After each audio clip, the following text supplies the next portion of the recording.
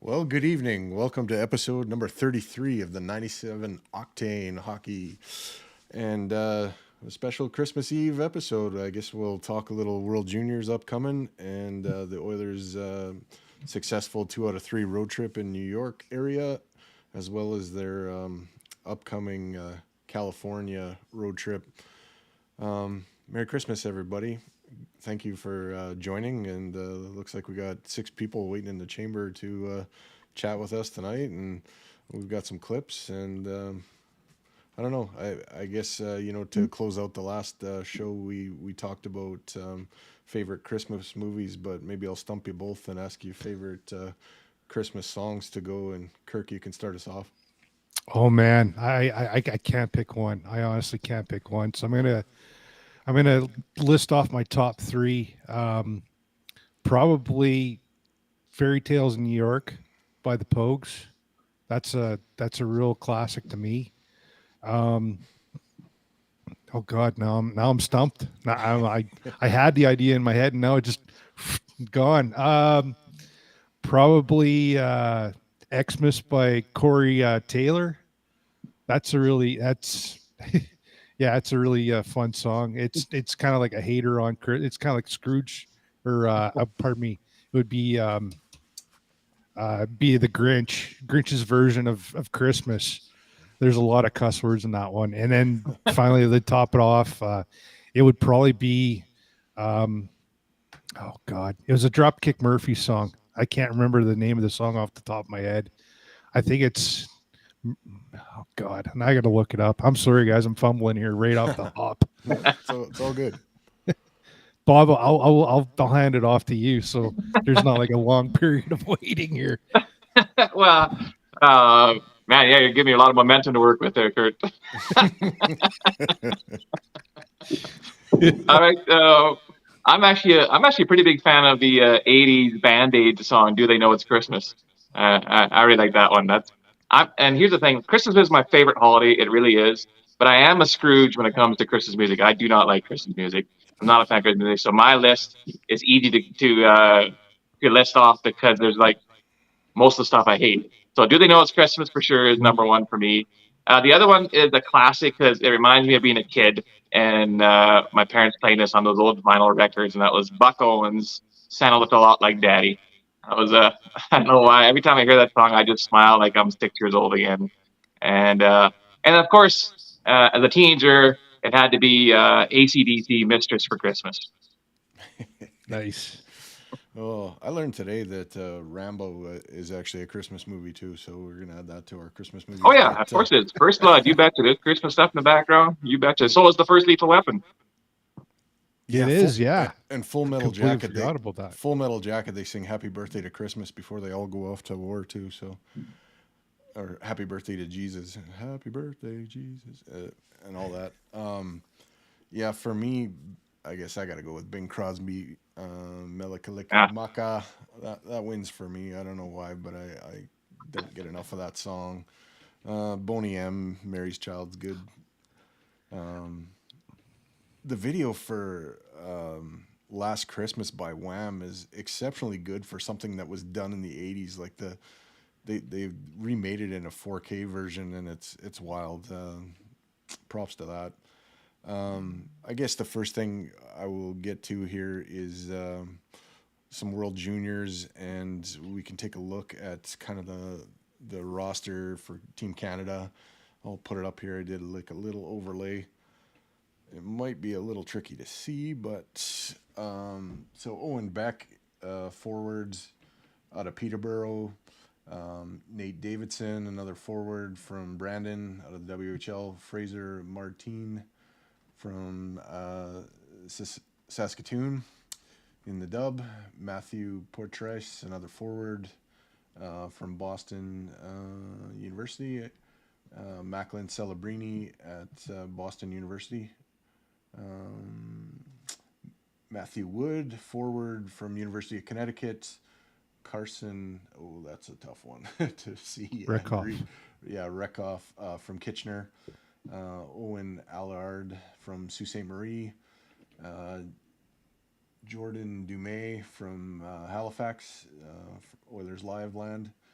Matthew Savoy from, I'm having a hard time reading that. He's in the dub too, but When Atachi or yeah, that's a one I haven't really been familiar with at all. that's the old Winnipeg Ice Okay, so they moved to franchise there. They moved to the States.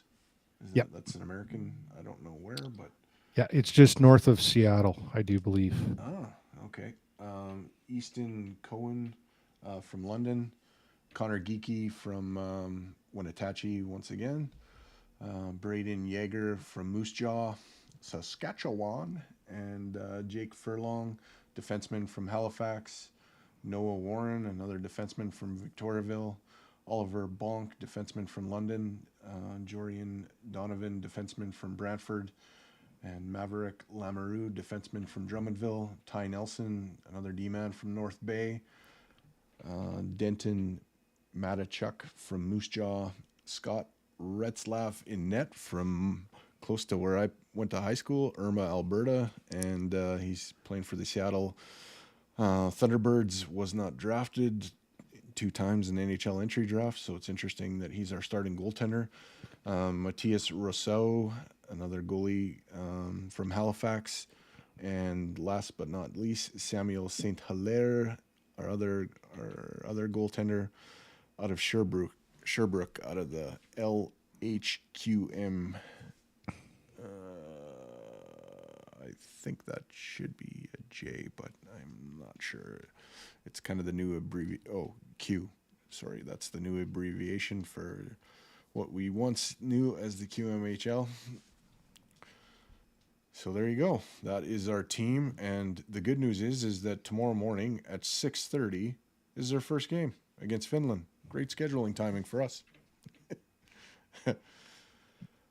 So, what are your guys' expectations out of this club? I mean, usually a lot of years it's gold medal or bust for our Team Canada, over at World Juniors, but goaltending seems to be the knock against this club, which is fairly talented, but they played an exhibition game yesterday against the Americans, and at times it looked like the Americans were going to run away with the game, but they found a way to make it competitive, and it ended up, I think, 6-5, and I think that was on the 23rd, not yesterday, but yeah. What do you guys Bob, think? what do you figure? Well, I think automatically, like you're Canadian, like it's the gold medal.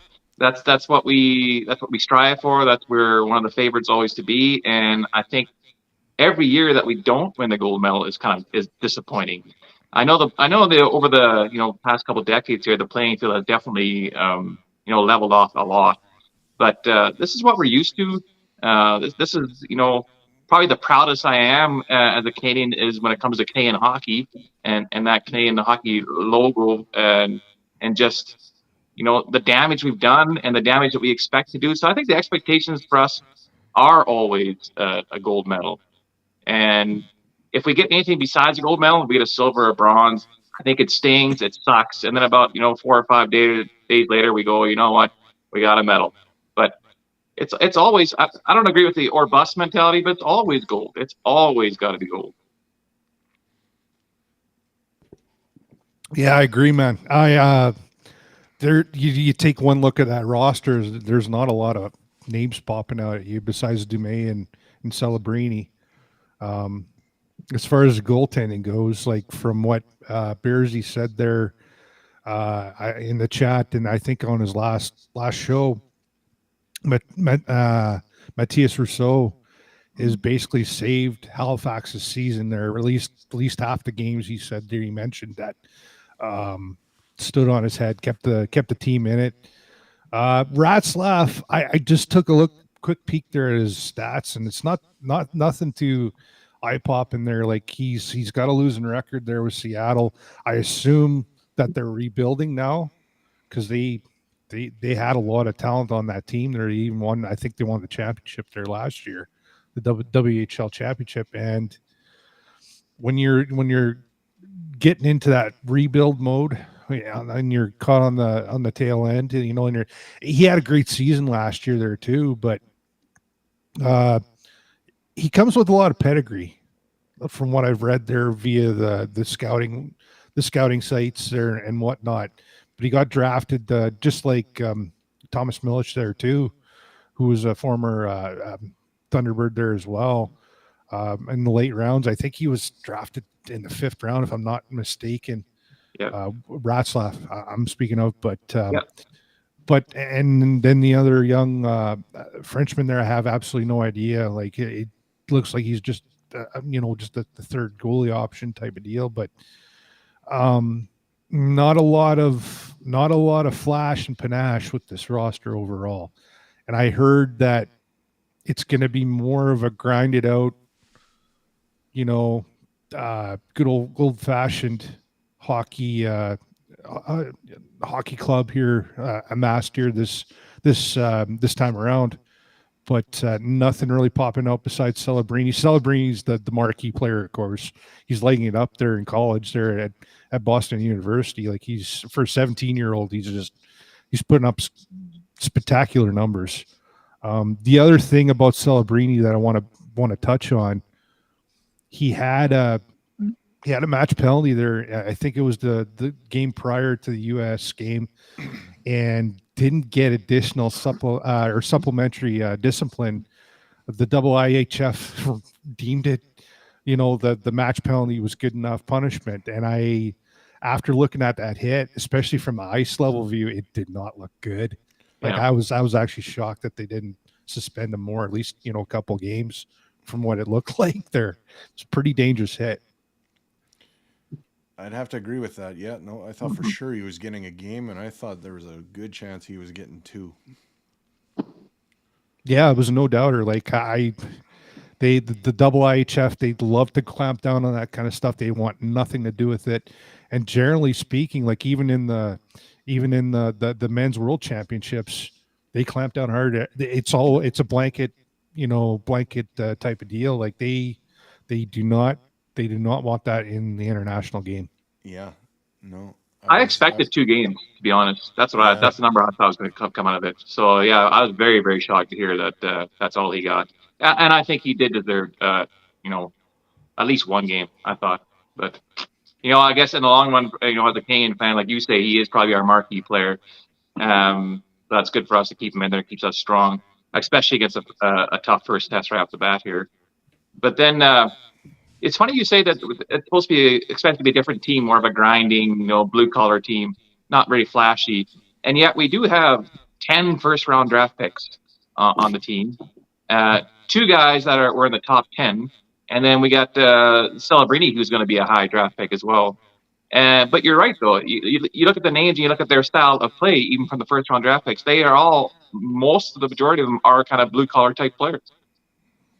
Yeah, there's just, like you look at seasons past, you have 3-4 guys. Like last year, you had Fantilli, you had Bedard, you had who else here? I'm stalling here right after those 2, but you, at least every line you had somebody that you knew because it was a household name. And besides Dumaine and besides Celebrini, like there's not a lot of other names, and Matachik there on defense who's returning as well.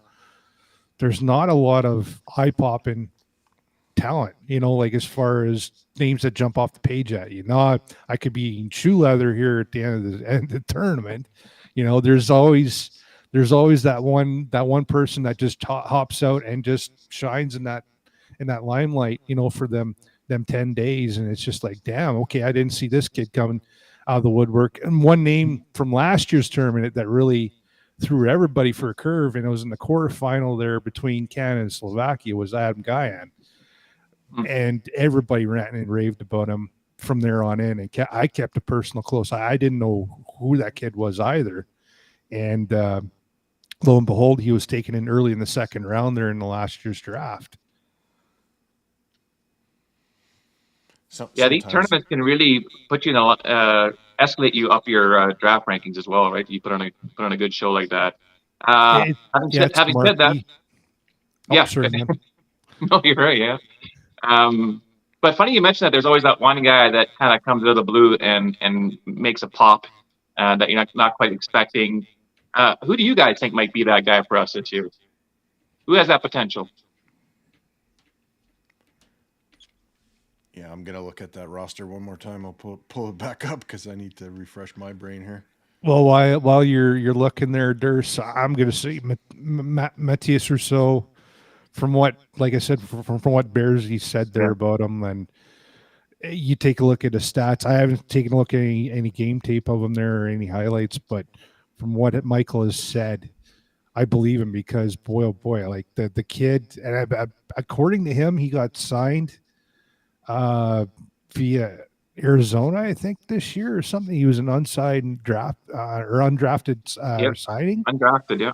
Yeah, he just walked right in and got a contract there with Arizona, and apparently, the way that they're building that team, and then taking a look at what he's done for Halifax this year, I'm not surprised now that he got a contract.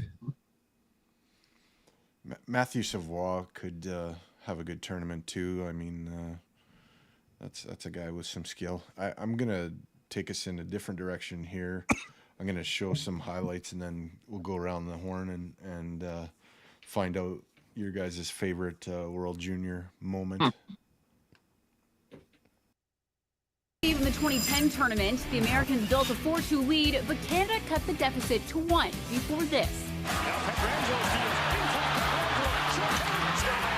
The game would go to a shootout where the first 5 shooters all scored before Jake Allen comes up clutch.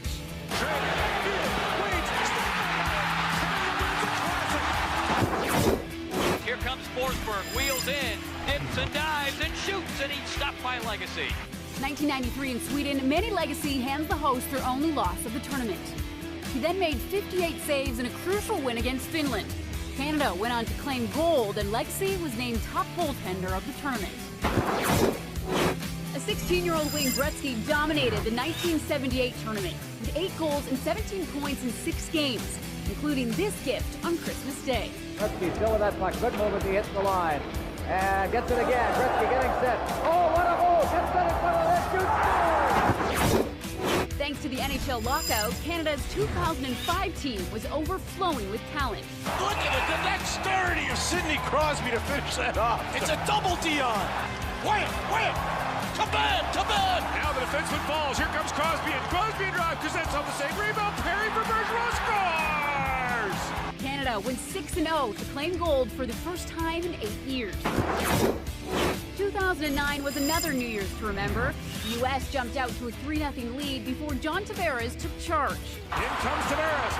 Walks in, Wade scores! Tavares again! Canada's back in it! Canada would complete the comeback as Tavares caps off his memorable night. Hat trick, John Tavares! Canada won its first gold at the 1982 tournament in Minnesota. When it turned out there was no tape of the anthem, the players piped up with their own rendition.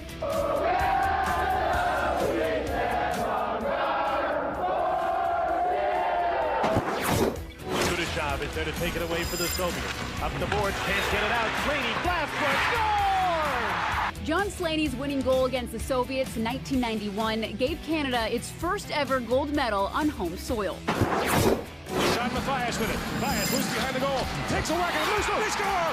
Matt Halishchuk with a golden goal for Canada. World Junior Hockey Champions for the 4th year in a row. Live TV. Give me a kiss, you ball. 2007 semis, Jonathan Toews stars in the shootout. In comes Taves. Taves shoots, scores. Taves to give Canada the lead. Here comes Taves. Shoots, scores. He's 2 for 2 in the shootout. In he comes again. Makes the move, scores. Woo! In comes Mueller on Price. Peter Mueller in. Stopped by Price. Canada's going to the gold medal game at the World Junior Hockey Championship. Tavares backhand towards the goal. Loose puck. Everybody's tie game. Can you believe it? Jordan Eberle's late game heroics kept the drive for 5 alive.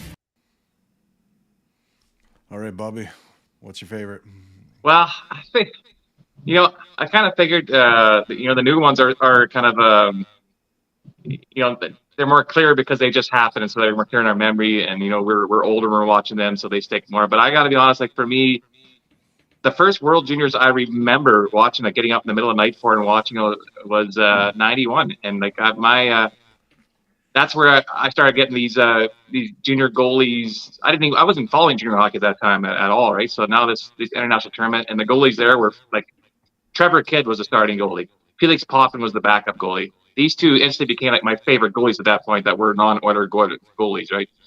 Just because of what they were doing there. And I do remember that John Slaney one. So when it comes to watching, that's probably one that sticks out the most. I also, that little clip they showed of Manny Legacy, he was my first big international, Team Canada hero after that 50-some save performance. Like, that was mind-blowing for me as a young goalie watching him do that. But personally, I got to go to the World Juniors in 2012 here in Edmonton when they were here.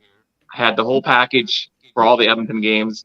So to watch it live, that New Year's game, Canada and the USA in the old Rexall place, like I have no idea why that roof is still on. It's the loudest I've ever heard a building in my life. Like, it was just. That's also the year that Mrazek stole the show and jumped into the bench cheering after he stymied the Americans in that one game too.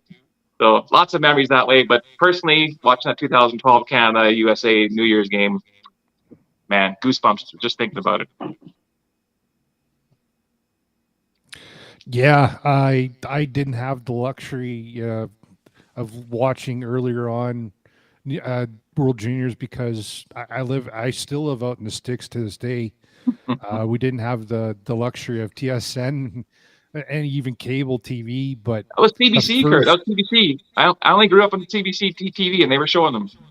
Yeah, I can't remember. I honestly can't remember that far back. It's a long time. Like, but anyways, the first one that really popped out to me was 2004 with Marc-Andre Fleury.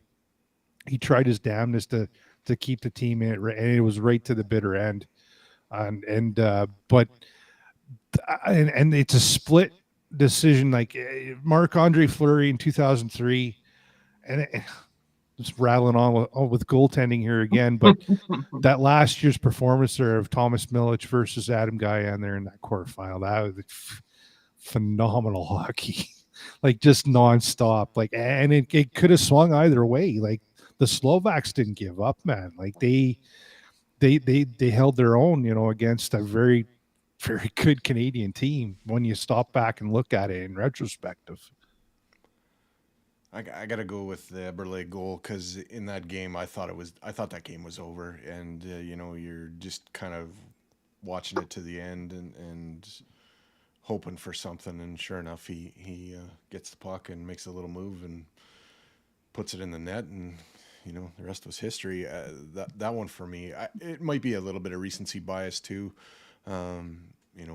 Bobby's going back to the 90s. I think some of those are pretty cloudy in my memory too, but I got to go with that Eberle one. That one for me is the one. I was that nerd that would set his alarm and watch these games overseas like at 2 or 3 o'clock in the morning, falling asleep when they were beating like Poland 12-1 or something like that, but just I don't like nod for it, but I'm not missing it, right? So Yeah, didn't get enough. I mean, it was almost like you wanted. Well, as a kid, you had that whole week off, so it wasn't interfering with work or anything like that, and you could take every game in, and it was what everybody was doing. I think that shine has lost a little bit of its luster, but I still love the World Juniors. I mean, every shift is all out, and it's really competitive, and it's a lot of fun. So I'm looking forward to that getting underway tomorrow. I guess now we'll move on to the big club, and I mean, might as well start with what went on in our little New York road trip, and we'll start at the end of it, I guess, with this. As Edmonton rallied past New Jersey 6-3 last night, New York comes in on a 3-game winning streak of its own, and Mika Zibanejad wins the opening faceoff from ideas. I mean, part of that is Allaire's resume, but part of that is Quick's willingness. Here's a dish. Hyman gets it back. Backhander score! And there it is. Edmonton has finally cracked the seal on Jonathan Quick. And it's Hyman with his team-leading 19th. That's the equalizer. The second period of the power play. McDavid with the entry. Just a nice pass to the middle, then a give and go with Hyman and Ekholm. Ekholm up on the play. Little backhand pass by Hyman. He spins back into position to open up and then goes to the backhand in tight. No chance for Jonathan Quick on that one, really, because he elevated it so high. He's expecting this shot to come in the forehand as soon as he gets this puck quickly to the back. Quick has needed some help. 2 posts. The Oilers looking to continue their recent ownership of this head-to-head series. A shot by Kane off the draw, save, juicy rebound. Kane scores, and Edmonton with its first lead pumps home his own rebound, and Evander Kane's 13th of the year pushes Edmonton out in front, 2-1. Right off the face-off here, stay in the hunt for this puck, and you can see it's won the face-off by Derek Ryan. He stays in that battle for the puck even though he's down, and you'll see him 1, 2, 3 chances to knock this over. Kane fishes it out, gets the first shot, and then the second one looks like it maybe deflects a little bit, but it's the quick follow-up. First one blocked, comes right back to him. The second one puts it at the net, and it finds its way in. Timeout Rangers. Behind the net, and no reason for Edmonton to suddenly back off here. Nope. Lindgren, left-hand side, Panarin, beautiful play made by Ceci, up to McLeod, drop pass Fogle to the net, scores again! Warren Fogle off the rush, and Jonathan Quick has been beaten 3 times in the third. The Oilers up a deuce. Zibanejad shoots off the side of the net. Rebound Panarin, out to Trouba. Keandre Miller lost the handle and then fell down 2-on-1. Fogle and Draisaitl. Fogle shoots, save Quick, rebound loose. Where is it? Score! Ryan McLeod locates and buries. Edmonton has exploded again. It's 4-1. But Warren Fogle, again, this is just a broken play on the defensive side, and I like the fact that he takes this shot again. Don't look off the pass. Don't try and force that pass-through defender to Leon Draisaitl. And that would most likely be what he wants to do. He shoots that puck, it bounces around, he stays with it, chops it right back out to Ryan McLeod as Trouba can't handle it, and McLeod stops in front. Yeah, so we hung on to win that one. Kind of an explosion in the third period, and that play, I mean, by Ekholm. When we got him, we thought we were getting a stay-at-home defenseman, but he's more than that. I mean, he's shown us that clapper that he loves from almost like inside the crease. He's got that weapon, but there, I mean, he showed an ability to get a pass through.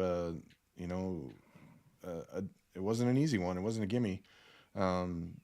So that kind of got it all going. And how do you like Warren Fogle there on the 4th goal, looking off Draisaitl and just deciding to shoot it, going behind the net, getting his own rebound and putting it to McLeod and getting it done. I don't think you'll see Warren Fogle look off Leon Draisaitl too often.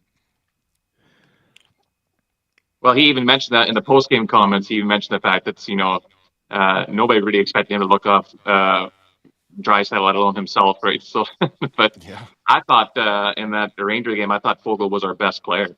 Like every shift, he was in the frame. Like he was never out of the picture. He was always near the puck. My goodness, I don't think he lost a board battle all game.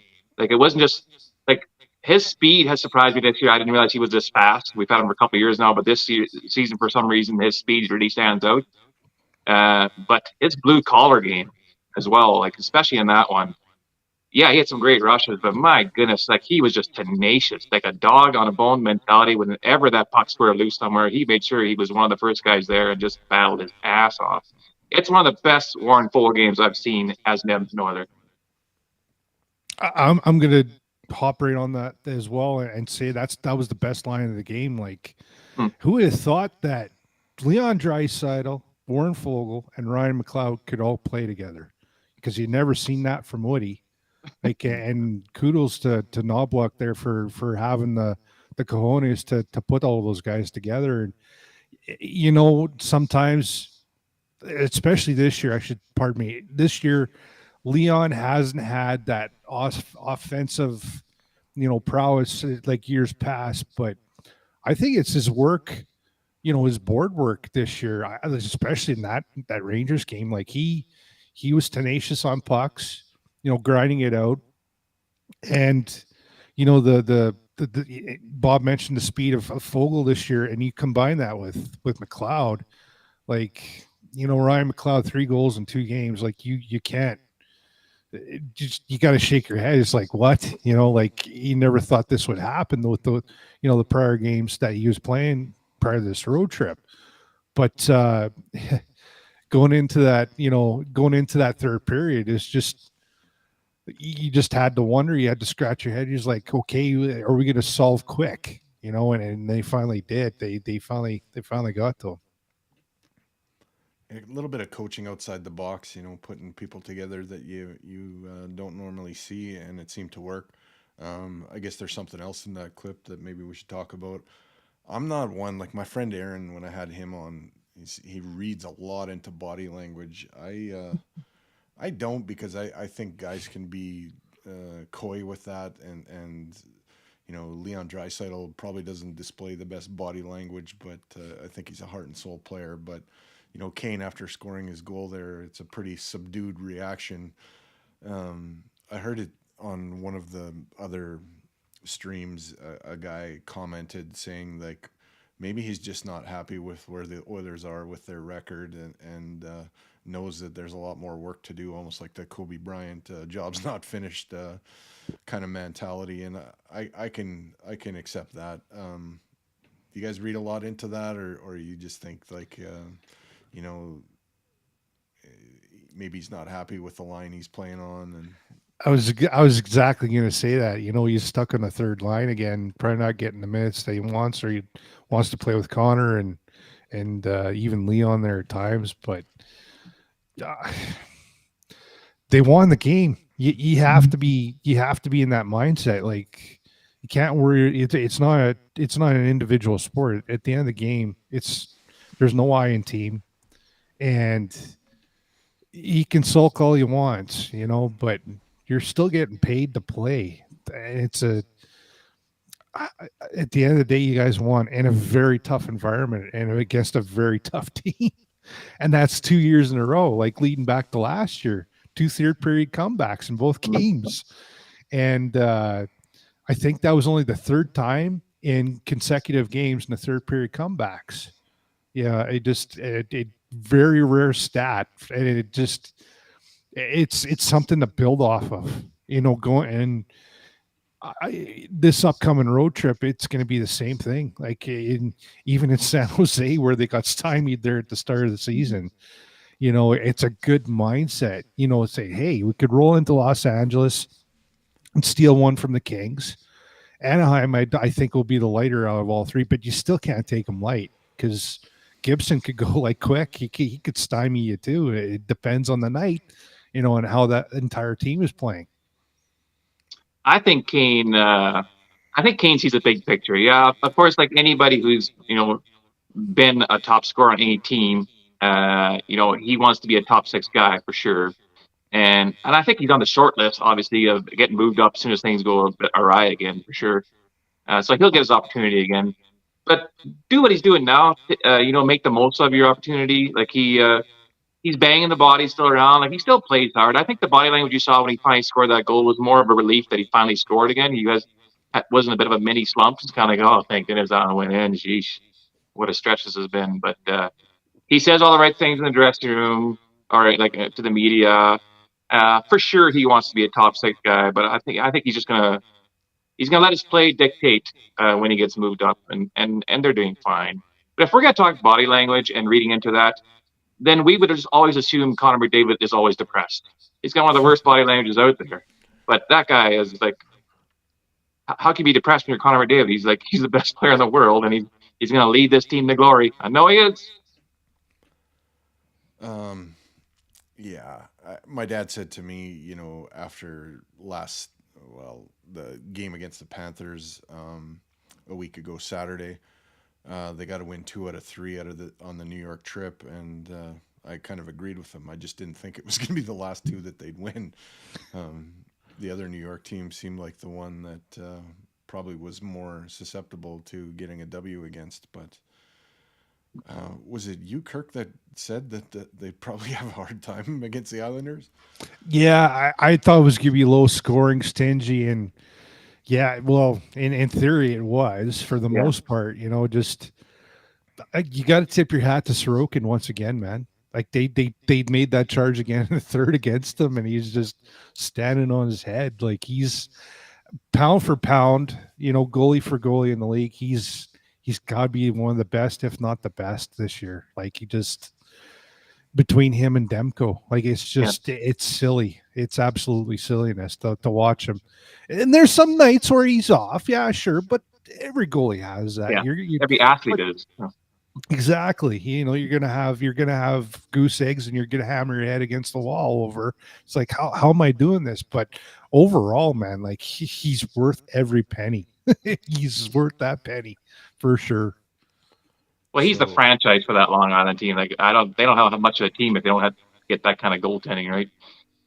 But that one was a combination of Sorokin being Sorokin and our special teams being shit. Like even if our special teams was half-assed good, we'd probably win that game, right? But I like the fact that in this Jersey game and the Ranger game, it was basically the same formula. They just stuck with it the whole way through. Like they never put the foot up the gas. They never looked frustrated. Like us as fans were getting more frustrated than any of the players were, I think. They just kept with it. Like Novak wasn't juggling lines. He just sending him out there and just keep doing what you're doing. We're going to get the bounces. We're going to get the breaks. And that to me has been the most impressive, just how dogged these guys have been at not straying from their game plan. And that is why we won these last 2 games, I think. Yeah, staying patient in their game. I want to segue to a different topic of discussion, still Oiler related, but this Saturday, I don't know if you guys pay attention to Hello Hockey. It's with Tom Gazzola and Sean Bell, and they don't like to talk about the Oilers, but for some reason they got on the topic of Olivier Rodrigue, and Sean Bell does not want to see him called up. Wants to see him just continue to do what he's been doing down in the AHL. I'm going to show a little clip of his last game, and then I want your opinion, Bob, of where you think he's at and if you think he actually deserves a look. I think the Jack Campbell story is come to a close. I think the redemption tour that I was hoping for is not going to happen, or at least not this year.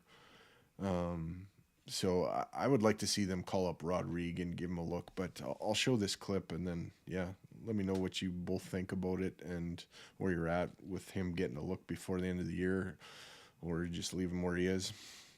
Here we go. Can't sauce, right circle shot, and Rodrigue read it well. He squared to the shooter. Up the shot at the apron of the net. Back in front, deflected, knocked down. Rodrigue saved. Rebound, and Rodrigue with another beauty. Ollie with 2 dandy of a save. The far one hit the post. It comes back to the point. Shot wide of Rodrigue. Right circle shot out of Biden, and a save made Rodrigue. 14-16 to go in the first, and Ollie standing on his head early on. Lind able to self-feed it past Hoffenmeyer. Now the Condors struggling deep in their own end. Hoffenmeyer fumbled it. And Coachella Valley stays in the zone. Dropped it up left circle and a point-blank save made Rodrigue. Somebody's going to owe Ollie a steak at the end of this night. Puck over the blue line. Here comes the Firebird shot. Save Rodrigue. Loose rebound left circle. McCormick is shot and a glove save made by Rodrigue. That one got to the second layer after Podoralski overskated. Right wing. Catching up Melanson, and then Melanson threw a shoulder check into him. That one came across. Now Malone comes over, and here we go. Malone gets back up. He's going to start throwing rights with Melanson in the right way corner here. Tullio came across. It's actually Tullio, not Brad Malone. Tullio throwing bombs over the top of the right. Tullio an uppercut. Tullio another left. That one in the right way corner. Melanson answers back. Over the top and down to the ice they go. Dot back across Lind. Big diving stop made. That was Broberg. Lind, bottom of the left circle. Podoralski is shot up off the high glass. 20 seconds to go in the frame. Cross ice Lind. Wrist shot, save Rodrigue, and he bodies that one down. And the pass broken up by Malone. Malone got a stick on that clearing attempt to the blue line for Fleury. Gloved it down, held it in. Schultz the drive, and a glove save Rodrigue. Crisscrossing Broberg. One-on-one as he tries to gain the zone in the left wing. Broberg saucers it in front. Griffith shooting and scores! Seth Griffith in overtime!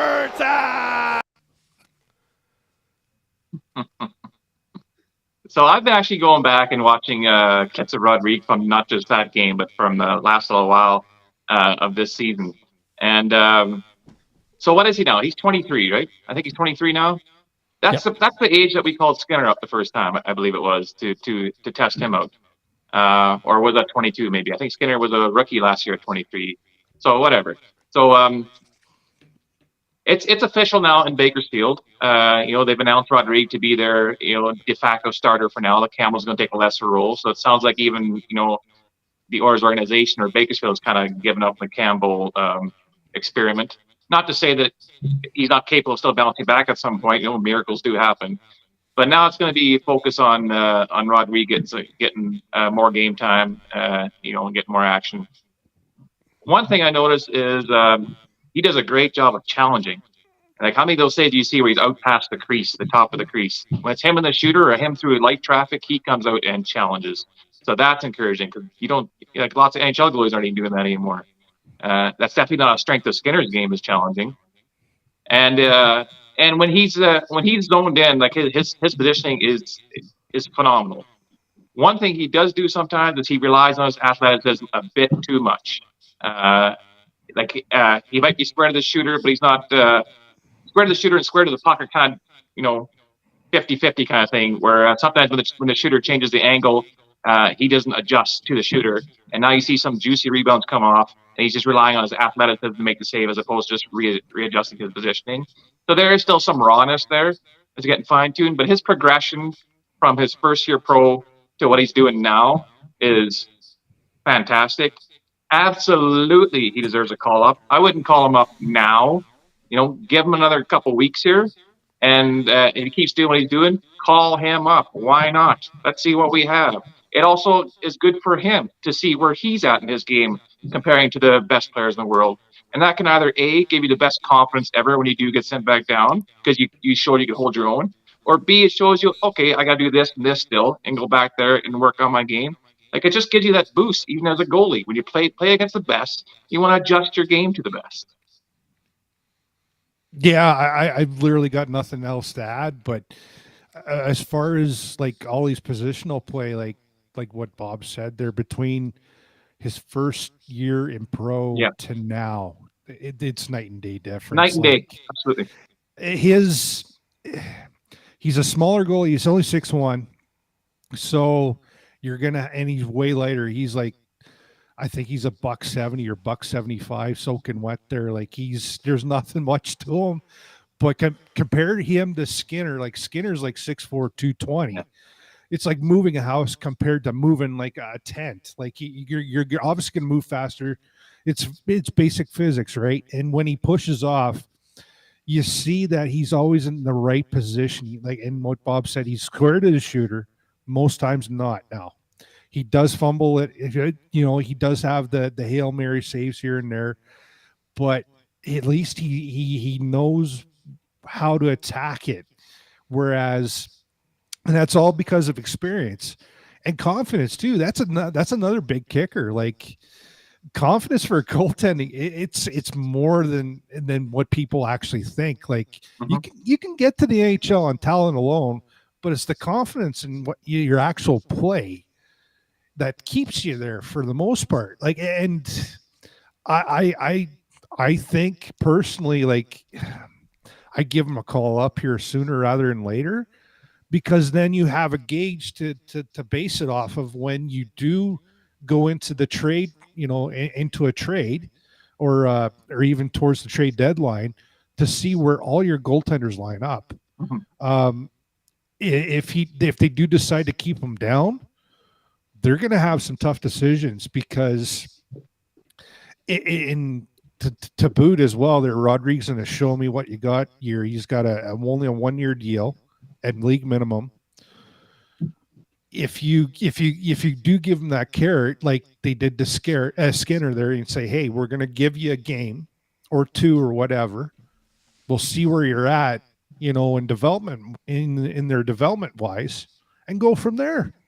And I think this upcoming road trip there to California, it would be tailor made, because there's no travel, and even against Anaheim, I'd put him in against Anaheim. Don't give him. I don't know. You put him in against the Kings, man. I would. Well, no, I don't really care. I don't really care what team you put him against. I just think, like, he basically just got named their starter, right? So let's let him get into that groove here. Like, give him a couple weeks here, call him up. Like, let's see what he does mid January, and let's bring him in here and see what happens. Okay. But then you brought up a good point about confidence there, Kurt, because confidence is one of, like, the mental game for goaltending is huge. So when I got scouted, the scout sat me down and he asked me what I thought the split was from mental to physical in the game, right? And I said, it's probably 50-50, 50% mental, 50% physical. He said it's minimal 60% mental, 40% physical. Sometimes it's even 70% mental, 30% physical. Like, you can stop, if you don't have the confidence to stop the puck, it doesn't matter what your positioning is, the puck's going to go through you. So minimal 60-40. So yeah, the confidence, mental factor of a goaltender. Let's Rodrigue build us up the way he's going. Like, he's going to start thinking of himself as a brick wall. What I don't want to see is them make some Hail Mary trade for a goalie and give up a whole bunch of futures before they really know what they have in this young man. I'd like to see them give him a look before they do that. That's the one thing in my head. Do you think Jackson will step in and say to Kenny there, say, hey, we might have a kid here. Like, we don't even have to trade for anybody else. I guarantee you he will. If he believes that he will. But you're also looking now at, basically two prospects as your goalie. Like, Skinner is still a young goalie, just coming. Like, he's a sophomore right now. So you're looking at two.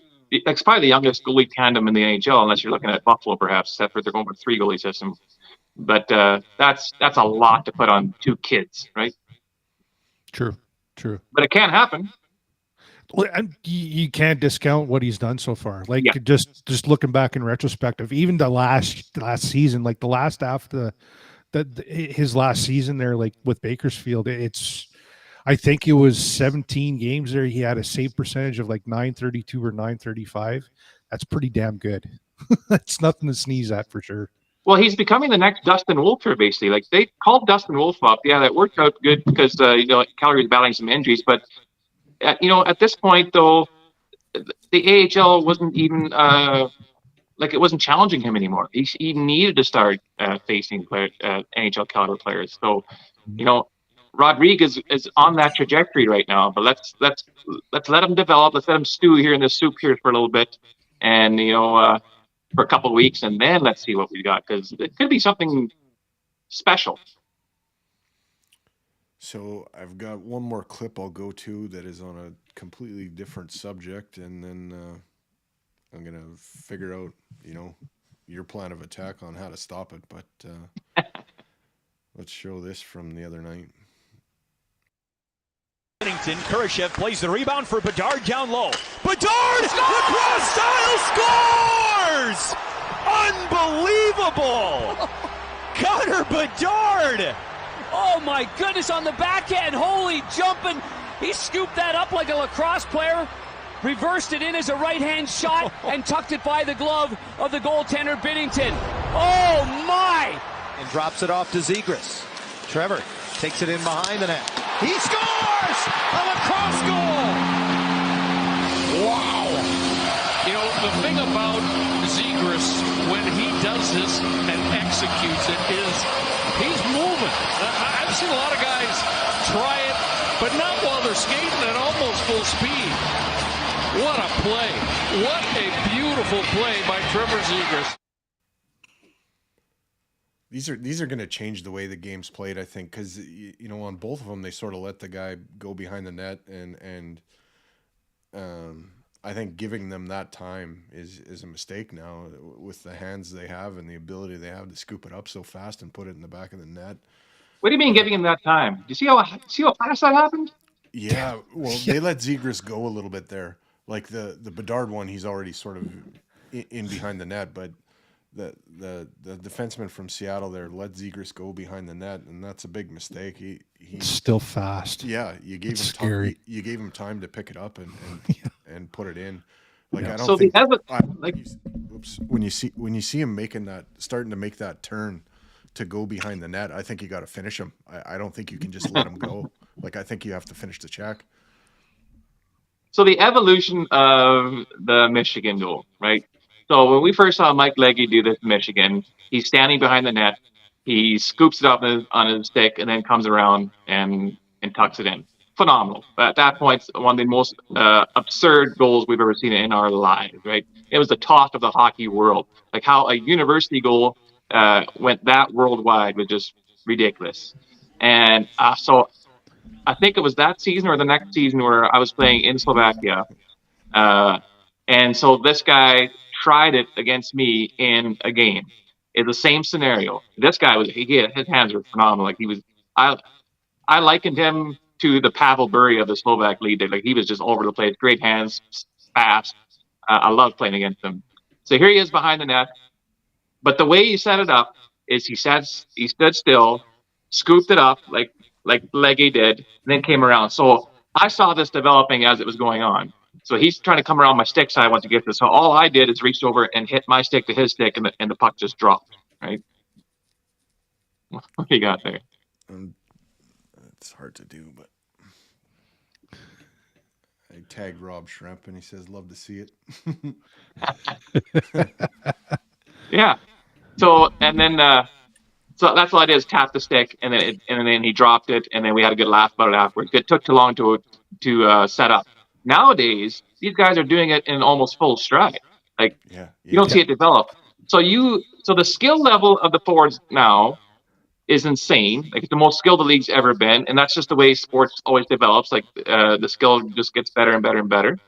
Goaltending though too, you have that. All the goalies now are taught, trained, coached about angles and percentages, math. So now, what's a guy doing on a wraparound? He's usually going to keep it low. The goalie automatically, when he comes across, goes low. He stays low. So now you open up this hole right here, and that's where all the Michigans go in, right? If you go old school style and you stay standing, when you come across, that hits you in the shoulder. We'll even go one step further there, Bob. Like you're starting to see guys pinpointing shots off the mask for like a billiard shot. Oh, I've been preaching this for seasons now, Kurt. As soon as the shooter gets below the face-off circle on the side, the goalies go down into that inverted B thing or whatever that, and opens up the shoulder. So, and again, it's all about math. The percentage of the shots from there are usually low. So you just take away as much of that as possible. Fine. The physics behind it is fine. And now that's great if it's Ryan McLeod shooting from there, right? That's fine. If it's Austin Matthews shooting from there, you don't play them the same way. Like Matt doesn't relate to like guys like Leon and Ovechkin and what have you that. But if you have Derek Ryan shooting from there, yeah, by all means go into your inverted V. Like he's not going to snipe it from there. What are the odds? But we got too many guys that can. And I'm a big fan of analytics for sure, but there's also a feel of the game. Not every player can be pinpointed into numbers or into a formula. You got to play guys differently, and that's one of my biggest beefs about today's goaltending is they are all trained to be the exact same style of goaltending. Yeah, goaltender. You bring up a good point. Like with the goalies now, like they're gonna have to know who is like efficient at doing a Michigan. And you can't be down, hugging the post. You're gonna have to be standing up because they are hitting that little triangle or that little square at the top. When they come around, that's where they're putting it all the time, and they're using almost like the post and the crossbar as a way to like hit their stick into that, and then the puck just goes in the net. That's kind of the move. It's all in the pre-scouting now. You take a look at previous games. And it's one of those trick shots you can only do once a game. Like even McDavid there last season, how many times did he bank it off of? Yeah. I think it was one of the Anaheim games. He trick shot it right off of John Gibson's back and in. You can only do that once or twice a game, if that. Because people are going to catch on pretty quick. Hey, he doesn't steal up against the post, especially when you're going around behind the net. And like what Bob said, full stride. And they're doing it now. Like they're so skilled that you're gonna have to change the way that you play in net. You're gonna have to seal up everything. Well, you have to change the way you play certain shooters. Like you make a great point about guys doing the same thing all the time. So let's see, like when Matthew Tkachuk comes in, does that between the legs thing for like 60% of his shots, right? And he scores like 40 goals that one year, and some of them are beauties, but he does it every freaking time. He'd probably be a 60 goal scorer if he tried something else. But he does that every time, and guys are catching on. When's the last time we see Tkachuk do one of those now? Has he had one this year? We went between the legs and scored? No. Maybe 3, maybe. But, he's just – his percentage now for making that shot has decreased a lot because guys are starting to expect it. Defense are starting to expect it. Draisaitl, specifically aims at goalies' backs, too, to try to bank it in off them. Like, he's a wizard at doing that, too. He loves that, and he's so good from, nowhere land on the ice, impossible. Crazy angles. Good, eh? From the angles he shoots at, it's crazy. From the goal line, or behind the goal line, it's just stupid, man. You gotta, people don't understand that takes a hell of a lot that talent and a lot of time and patience, to bank shots like that off the goaltender. It's just at least when I played hockey, minor hockey, never would see that. Ever. No, it was very, very rare. Very rare, yeah. So Thursday is San Jose, and then Saturday night against the Kings, and then New Year's Eve they finished the California road trip with the game against the Ducks. Can they take 2 or 3 on this one, or can they run the table? Are they gonna have, honestly, I think Christmas they can run hangover? the table. If they have that same mentality that they were out east. You have to have that mentality of just grinding it out. I think the Los Angeles game will be the worst one, just like I said about New Jersey. It'll bite you in the ass if you're not paying attention, because they're stingy on the defense side of the puck. But I still think their weak spot is the goaltending, and you got to tip your hat to Cam Talbot. He's had a hell of a year so far, but I think it was, I think it was a couple games ago there, just silly bounces, and he was just like, what can I do? And I think if you get at him early, especially with the first shot, I think against the Flames, I think he let the first shot in there the other night. It's typical Cam Talbot because he's not in the flow of the game, but yeah, once again, the caveat is you've got 2 teams under 500, and then you got a really good team in the middle. You got to play everybody the same. Well, so San Jose first, and that's going to be a revenge game because that was kind of the TSN turning point where that was the game where the decision was basically made that Woodcroft was gone, and we were floundering, and everybody's already removing their chairs from the parade site, right? So that's going to be a revenge game. I'd hate to be the Sharks' skates because that could be a slaughter depending on how vengeful the Oilers are. And in the Kings, I think we see a similar thing that happened with the Rangers. I mean, the Rangers are an elite team. The Kings are an elite team. And, Cam Talbot's having a fantastic year. And a lot of it will depend on the Talbot that shows up for that game. I know Angel was watching. Merry Christmas, Angel. He sent his greetings there before. But, yeah, we're going to beat the Kings. So that's our Christmas gift to you, Angel. We're going to beat the Kings there for in Game 2. In all honesty, I think the game that we need to be worried about the most is LA will be the toughest test, obviously, because they're the best team of those three. But Anaheim might be that asterisk game here because we come off winning San Jose, we came off beating LA, and now we maybe we take a small step back, going, oh man, we got the toughest part of our road trip is done here, especially in the LA game, and we take the foot off the gas a bit, and maybe we're asleep a bit in the Anaheim game. I hope not. I'm predicting we run the gamut here, but that's the game that actually could end up being the most worrisome. And I have to go back to Roderick. I hate to sound like a broken record once again, but do you do a paper transaction and throw them in versus Anaheim, to kind of give the guys an extra boost, and say, hey, let's win one for the kid. Do you think that will happen?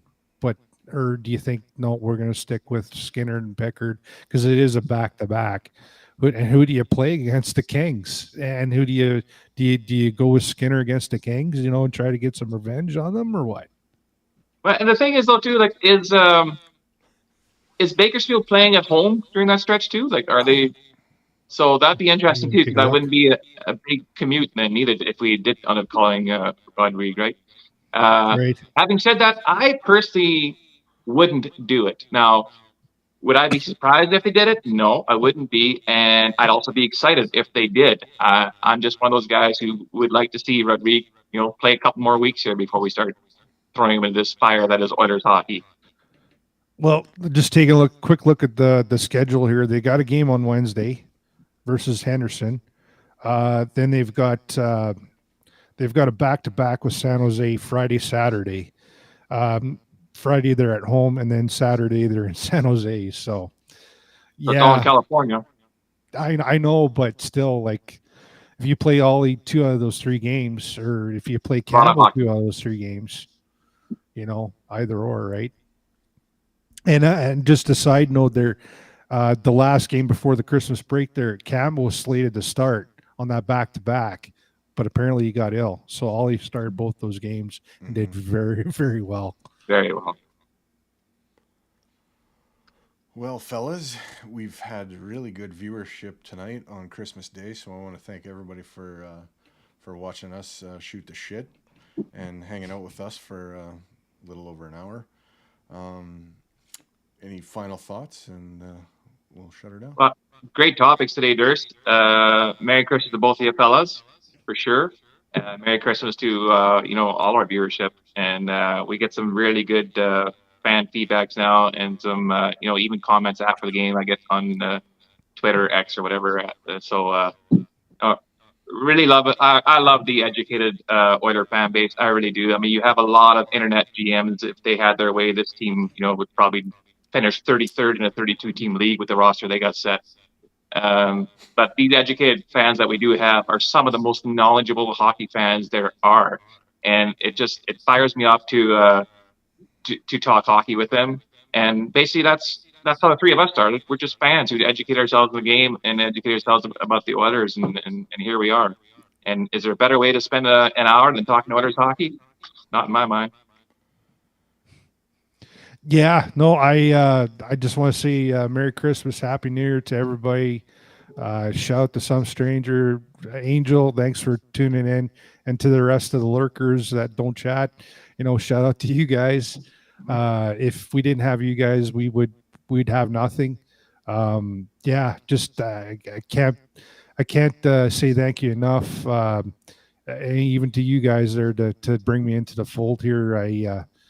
I guess you could say I was a little bit down in the dumps there and didn't want to do any more podcasting or any more live streaming. And thanks to you, especially you there, Durs, and kind of lifted up my spirits there and getting me back on the bench there and back into the game. And it's been pretty cool so far. I have seen nothing but positive comments there, especially with the show here as of late. So thanks again to everybody. Really appreciate it. Well, it was an easy decision for me to make on the fly, just because you know your shit, Kirk, and you have a calm demeanor and a even keel temperament, and you fit in well with us. Sometimes we got to argue with each other to make it a little bit more spicy, but that'll come. I'm sure we'll disagree on some things. Thanks everybody for watching. Merry Christmas, Happy New Year, Happy Hanukkah, whatever it is you celebrate. Do it safely and responsibly, unless you're at home, and then you can get a little irresponsible. But thanks again, and now it's time for everybody's favorite cool down music. Oh, and my cats are fighting. Perfect timing. That was the best outro I think we've ever done. Keep your sticks on the ice, keep reaching for the stars, and settle down, kitties.